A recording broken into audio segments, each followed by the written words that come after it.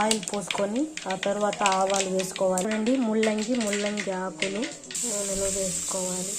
వేరుశనగ పప్పు వేయించుకొని ఇలా దించుకోవాలి. బాగా ఫ్రై చేసుకోవాలి నూనెలో. ఈ ముల్లంగి ఆకులు మన కంటికి ఆరోగ్యానికి చాలా మంచిది. సాల్ట్ కొంచెం వేసుకోవాలి, కలుపుకోవాలి.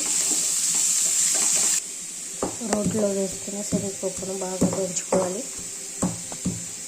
ఈ శనగపప్పులోని ఎండుమిర్చి ఆ తర్వాత తెల్లగడ్డలు వేసి బాగా దంచుకోవాలి. చూడండి, బాగా వేసుకోవాలి. వేసుకున్న తర్వాత దీన్ని బాగా కలుపుకోవాలి.